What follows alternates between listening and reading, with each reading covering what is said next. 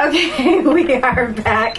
You're listening to The Donna Show. If you just tuned in, we have a fun show for you today. We've got Herb Mesa, our local face from Food Network, here to talk about a couple things going on in his life as well that are exciting, as well as the new restaurant that you guys can go and find him at every single day. And also, when we come back from the next commercial break, we are talking to TV comedian Jessica Harper, who just wrote a fabulous new cookbook for the picky eater, which would be myself, oddly enough. But first, let's go ahead and check in with our longtime friend, Herb Mesa, who has been on the show 17 times. 5 times, something like that, because you made it all the way to the finals of the next Food Network Star. Made it all the way to the end. And now they're getting ready to start a new season. I know those poor people.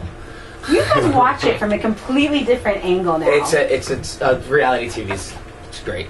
And of course, he still hasn't lost. He still hasn't lost his pizzazz. He's sitting in the radio station. Wait, you gotta put the sunglasses with his rock star sunglasses on. Because I'm a celebrity chef now. I'm a celebrity chef. So, what have you been doing since the last time you were on the show, which was like right after the wrap up of the show? What haven't I been doing? Because I think that you might not have won. But I won. I think you have been busier than almost any other finalist that's on the show. My activity level on my Facebook is definitely a lot more than everybody else's. Twitter, it's definitely, I do a lot more stuff. I mean, I just finished I'm off the heels of doing an event in Richmond, Virginia for, as Dr. Oz being the head feature and me being, the follow-up to Dr. Oz. How cool is that? So I don't see other people doing that, and besides that, I'm in a restaurant now. I'm not the executive chef. I'm there to, create. Keep your right here. I have to be that close to the mic. Like, how about like this? He keeps taking his face away from the microphone. I don't like having things in my face like this. So you actually got invited to be the chef chosen out of the whole country to travel and do this event with Dr. Oz. Well, they were doing this. CBS was doing a health and fitness expo in Richmond, Virginia, and they asked me to come out and do the cooking demo and an exercise demo. For 7,500 people. 7,500 people. Never ever felt anything like that in my life. I mean, if you talk about feeding off the energy of 1 or 2 people and you got 7,500 people in front of you, you better be on.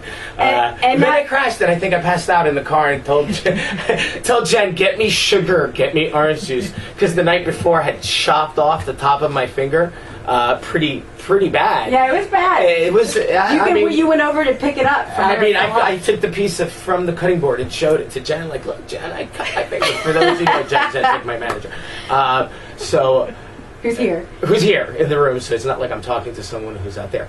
She is out there. So there's video of this, and for those people, there's not video of the chopping off the finger. Please, you people who like to eat gross things. Hang on. For those people, for all the listeners that don't know, we're not actually talking about you doing a cooking demonstration. I mean, we are, but you also the energy chef because you're also a personal trainer. Yes. And you were out there. I kick people's butts for a living, and you had all these people, hundreds of people out there actually exercising with you at one time. There was a lot of people watching us. I mean, the whole crowd was there. We had 2 big screens watching. So at one point throughout the event, they either heard or saw me. You know what I mean? How could they not? You kind of have a mouth. And with the exercise portion, we started off with like 50 people. I used to live in Richmond, Virginia, so it was easy for me to recruit some old trainers, some old clients to come out and take the class, my ringers. And then the other people who came out and tried out, we started off with like 50, and slowly we started dropping off one by one. That's because you're difficult. I'm a little difficult, yeah. So people can actually be trained by you out there listening. So give him a holler if you want to pay for him to train you. But the other thing is now they can actually come and see you and meet you and take pictures of you and hang out with you every single day. Not every day. Almost every day. Because you are now part of a restaurant here in Atlanta, which is another huge reason why you're on the show for our restaurant showcase. Yes. What is the restaurant that you are showcasing and who did you bring with you? The restaurant I'm showcasing is Sal Grosso, and it's in Marietta. Sal Grosso. And I brought Mike Wasson with me and Marcio Resende. Hi, Mike. Hello, guys. Say hi. Freak. Okay, so we have Mike, who's the general manager, and Marcio, who is the owner from Brazil, right? And who is a little microphone shy today, even though he's got the great accent. So tell us a little bit. He's got great stories. I mean, he kills me sometimes. His outlook on the way he can put a story together is unique. Something about a bird getting shot, something. I don't know. Let's go to food. How about that? So, Sal Grosso. Oh, I remember now. The bird. I have the bird. Anyway. What is Sal Grosso? Marcio could probably explain what does Sal Grosso actually mean, the actual word. Well, Sal Grosso means rock salt, and it is the it means rock salt? Yes, rock salt, thick salt. That's what it means, and it's actually the only seasoning that we use on our meats. Oh, that's it? Yes, that's the rock salt and nothing else. And nothing else. Fire and the beef salt changes its flavor, naturally, from different parts of the cow. Well, actually, let's back up a second. Sal Grosso is a Brazilian steakhouse. Exactly. So explain to them the process of what they do when they come in, because I don't know if a Brazilian steakhouse is not exactly the most common type of restaurant. So let them know why it's special, what makes it unique. Well, Donna, the way that it's special opposed to some of the other steakhouses in Atlanta is it's a fixed price restaurant, and the guests come in, they're introduced to the cuisine by the servers. The guests normally start out with our wonderful salad bar that Herb's come in and helped us revamp and has placed out on the showcase for us. And then they start by turning over our little, what we call our red-green card. Ah, those are my favorite. Oh, yeah. The cards. Stop and go. Bring me meat. Hold on for a second. We have a yellow card that means go faster or something. Isn't that what yellow goes? Red means stop. Green means go. Yellow means go faster. Yellow means go faster. It's almost time to close. Okay. All right. So they actually put these cards out on the table, and green means just bring me more food. Yeah. Once the guests turn the card over to green, then the gauchos, we have authentic gauchos and the authentic garb. They have great pants. And they bring the meats out, and they're cooked on skewers, and the meats are served tableside. The gauchos will explain to each one of the guests what the cuts are, and you can say yes and you can say no. And as long as you have your card on green, they keep bringing the meat.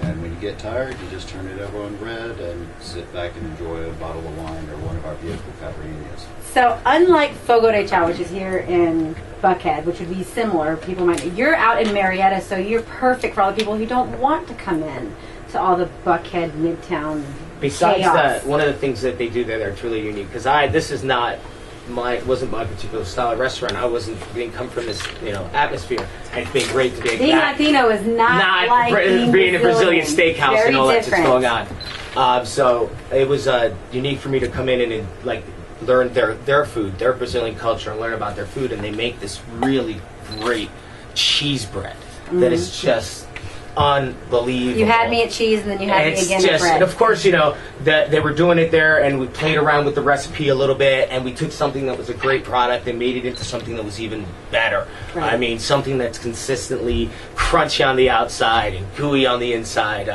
And you didn't bring any here for us? Oh my God! You guys didn't bring any cheese bread. They brought giveaways and gift certificates, but no food. Cheese bread. The one thing that's unique about our cheese bread, though, it's made from yucca flour, so it's really good for our gluten intolerant guests that want to come in and still have bread. Ah. Well, tell me about this. Other than the cheese bread, yum.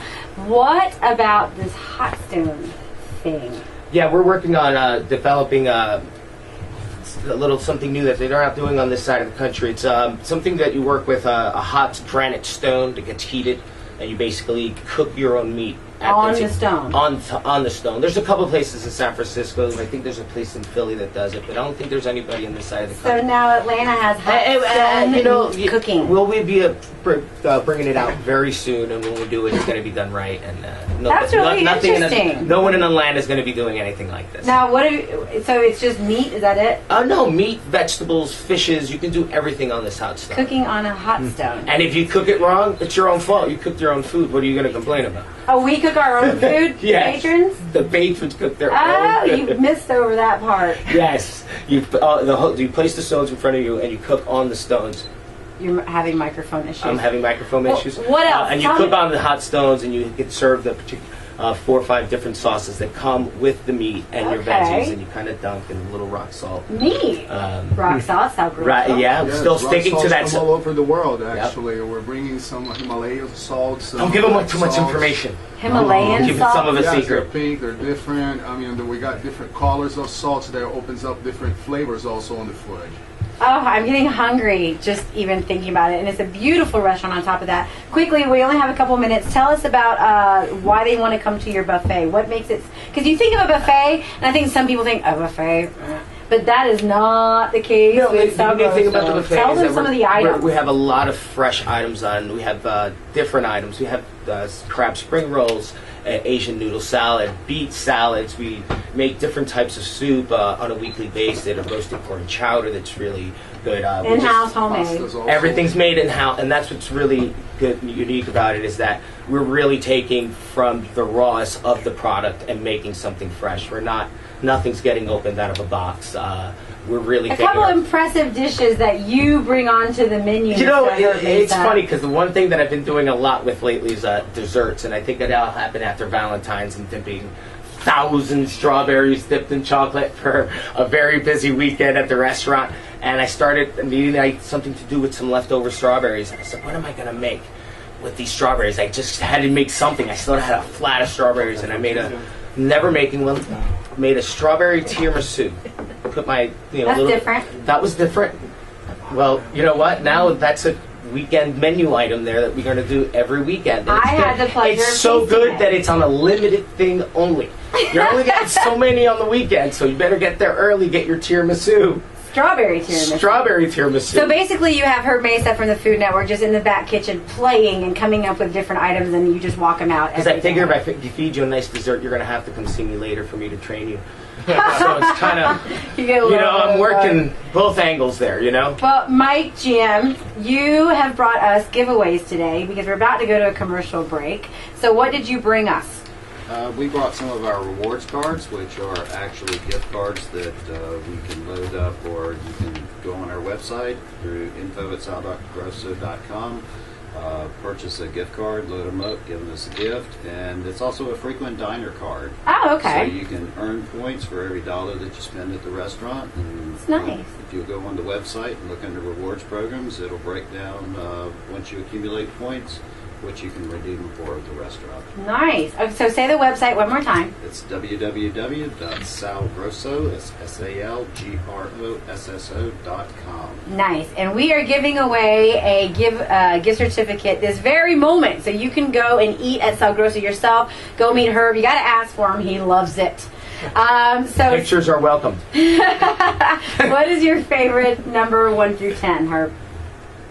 7. 7. Everybody picks 7. Lucky number 7. Because you said 1 through 10. If you would have said 1 through 20, I would have said 15. But I didn't. I said 7. So call right now at 770-226-0920. Again, the phone lines are open at 770-226-0920, and you will get this dinner gift card to Sal Grosso. And guys, don't go anywhere because we might have some more time at the end. I might want to bring you back on if that's all right. I'm a busy guy.